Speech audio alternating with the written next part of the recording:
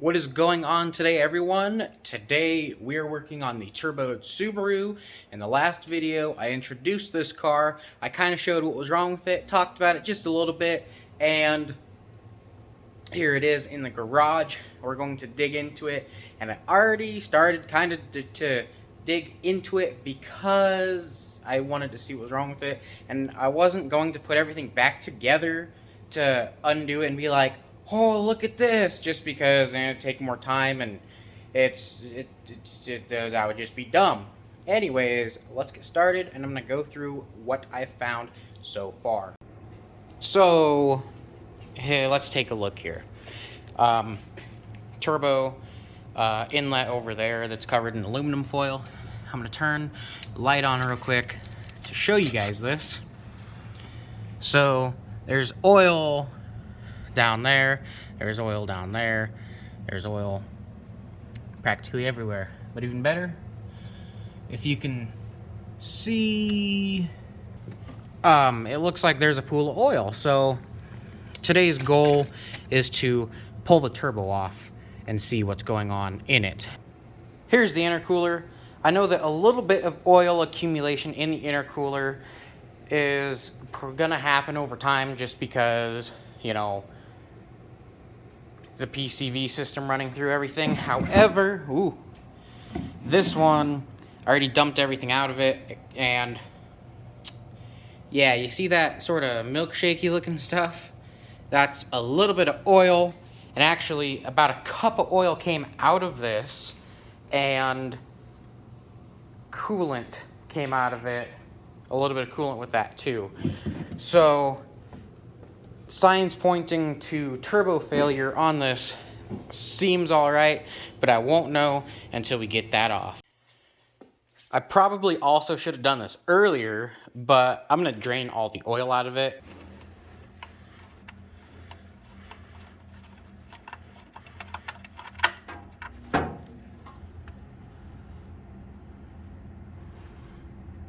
Okay, it's still kind of peeing out. I got my trusty magnet wrapped in saran wrap. Moment of truth. And I mean, that's the bottom of the bucket. Bearing material, isn't it magnetic? Should be, right? Should be.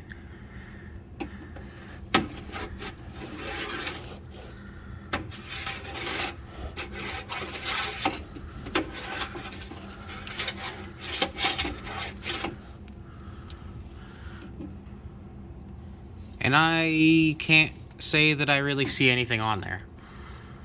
So I think that that's good news for me, thinking that the turbo is wrong. But as I said, let's take it off.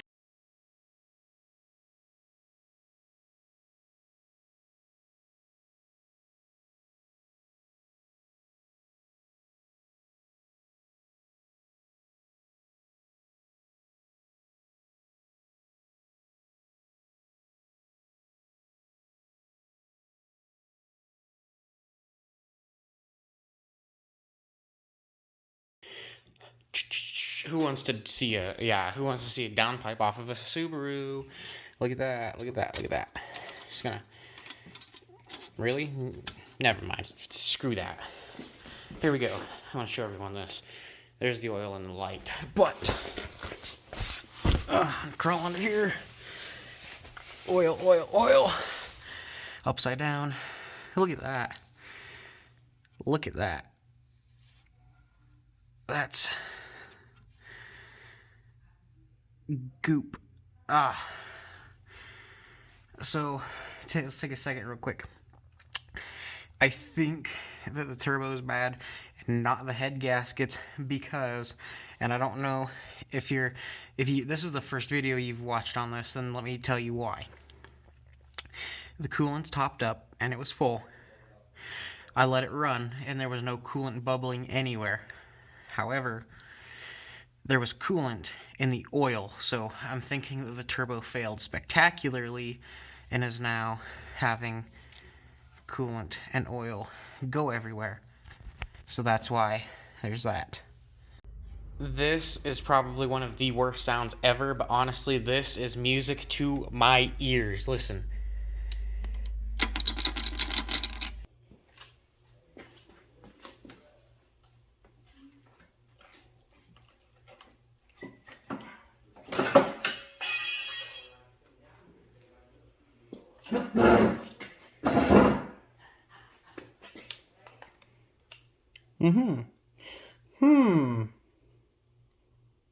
This doesn't look like an OEM turbo. Oh! Ooh! Ooh! Shaft's broke. Entirely. It's broke. Ooh! Almost dropped it. Just looking at this real quick. This is definitely not an OEM turbo. And that's what happens when you cheap out on turbos. Now, the other thing is, if I can position this properly, I'm spinning the back right now. Yeah, it's the shaft internally is broke, and part of me just wants to go throw this in the dumpster and, like, you know, be gone. But part of me also wants to keep it for, like, a keepsake, keep safe, something. Anyway, one of those, the thingy, you know, the thing, be like, yeah, look at this turbo as a conversation piece. Anyways, don't know exactly what I'm gonna do with it, but I do know what this car needs. The other thing that I could do that I probably won't yet is take the intake manifold off and clean it out, because if all that was coming out of the turbo, then it's gonna be through the intake manifold, and it probably goes deeper too. So if I clean the intake manifold and then seafoam the engine once or twice, then it might clean all that out. Okay, to end this video off, you know, I told it, you know, I said, yeah, it's gonna need a turbo. You know, I'm not gonna leave you guys not seeing what the turbo inside looks like. So I went and got it parts washed. Let's pop it open. I might need both hands for this. Here we go, here we go, here we go, here we go.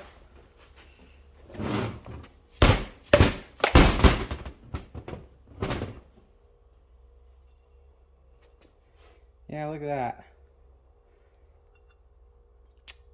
This might be able to be machined and worked out, but honestly, is it worth it? There you go. You can see a little bit better. There's that. This looks kind of chewed up a little bit, but honestly, I don't really care. It came apart when it landed on the floor. That almost doesn't even look like it was attached to anything. And look at all those fins. Let's set that there. That, I don't know what that is. Don't mind it. This, I don't know what this is either.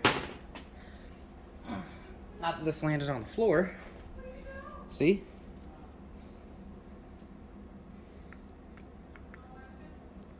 It doesn't even look like it was ever attached to each other. But back here, this part beat up.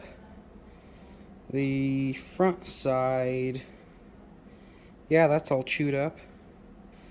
And if you would imagine when this broke, because right there's the oil return, coolant feed, coolant return, oil feed, that it would just blow oil past here, and I'm sure that there's some damage in here that would just allow coolant out too. So I'm pretty certain and very confident that that's where the oil and coolant was coming from. So that makes sense. Hopefully that's the issue. This is gonna go on the wall of fame or shame, because it wasn't my doing. Shame? Yeah, leave your comments below. But that's pretty neat. I mean, ever seen a turbo like this? I'm sure you have if you seen turbo failures before. So that's gonna do it for this video, and I hope you enjoyed, because yeah. And I want to end this off by saying I'm not usually someone that's like, hey, I'm trying to get to a certain like goal or subscribe goal or something. But right now I'm at 280. Let's make it like 281 by the end of March. That'd be pretty nice. And yeah. Thank you for watching.